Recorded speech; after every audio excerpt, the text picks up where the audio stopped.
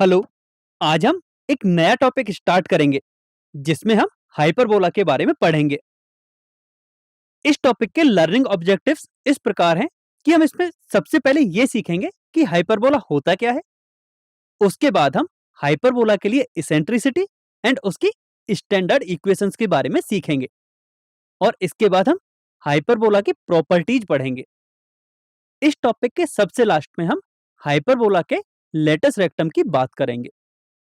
तो चलिए अब हम अपना पहला कंसेप्ट स्टार्ट करते हैं जिसमें हम हाइपरबोला के इंट्रोडक्शन के बारे में पढ़ेंगे।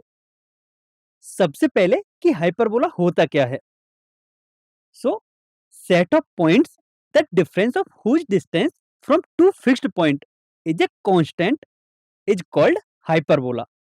मतलब उन सभी पॉइंट्स का सेट हाइपरबोला कहलाता है जिनका दो फिक्स्ड पॉइंट से डिफरेंस ऑलवेज एक कांस्टेंट वैल्यू के इक्वल होता है। माना ये दो फिक्स्ड पॉइंट हैं एफ एंड एफ डैश और कुछ पॉइंट्स का सेट इस प्रकार है कि इनमें से किसी भी पॉइंट से दोनों फिक्स्ड पॉइंट के बीच के डिस्टेंस का डिफरेंस एक कांस्टेंट होता है जो कि आप रेस्ट पॉइंट्स के लिए भी देख सकते हो।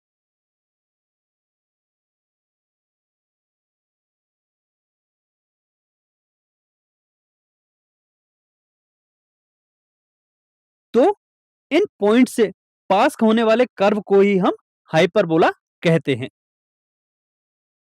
यहां दोनों fixed points F and F dash को हाइपरबोला का फोकस कहा जाता है। दोनों फोकस से पास करने वाली स्ट्रेट लाइन जो कि हाइपरबोला को दो points A and A dash पर इंटरसेक्ट करती है हाइपरबोला की ट्रांसवर्स एक्सिस कहलाती है। Point A and A dash को हाइपरबोला का वर्टेक्स कहा जाता है। ए एंड ए डैश के मिड पॉइंट जिसे हमने ओ से डिनोट किया है इसे हाइपरबोला का सेंटर कहते हैं। एंड सेंटर से पास करने वाली लाइन जो कि ट्रांसवर्स एक्सिस पर परपेंडिकुलर होती है कॉन्जुगेट एक्सिस कहलाती है। स्टैंडर्ड केस में ट्रांसवर्स और कॉन्जुगेट एक्सिस को एक्स एंड वाई एक्सिस से डिनोट करते हैं। अब हम P F dash minus P F की वैल्यू फाइंड करते हैं जो कि एक कांस्टेंट वैल्यू होती है। पॉइंट पी की ही तरह दोनों vertex A and A dash भी हाइपरबोला पर ही लाई करते हैं। माना इनके बीच का डिस्टेंस 2a है। यहां length of transverse axis 2a के इक्वल होगी। अब हम AF dash minus AF is equal to constant भी लिख सकते हैं जो कि A dash F minus A dash F dash के भी इक्वल होगा। ये दोनों कांस्टेंट की वैल्यू इक्वल होगी।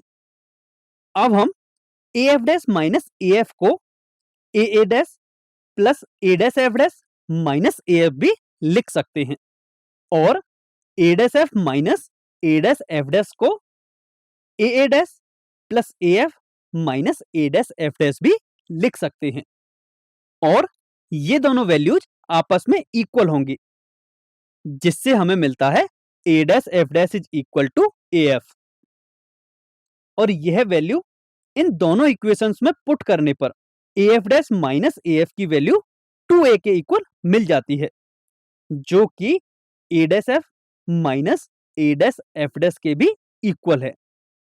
मतलब इन कांस्टेंट्स की वैल्यू 2A के इक्वल मिलती है। अब दोनों फोकस के बीच का डिस्टेंस 2C के इक्वल लेते हैं। यहां वर्टेक्स A का कोऑर्डिनेट A,0 होता है और वर्टेक्स A डैश का कोऑर्डिनेट माइनस A,0 होता है। फोकस F का कोऑर्डिनेट C,0 होता है और फोकस F डैश का कोऑर्डिनेट माइनस C,0 होता है। अब ओरिजिन से A का डिस्टेंस स्मॉल a के इक्वल होगा और यह वर्टिकल लाइन सेगमेंट B के इक्वल होगा। इस प्रकार इस राइट एंगल ट्रायंगल का हाइपोटेनियस C के इक्वल हो जाएगा जिससे A, B और C में हमें एक रिलेशन मिलेगा जो कि होगा b is equal to square root of c square minus a square.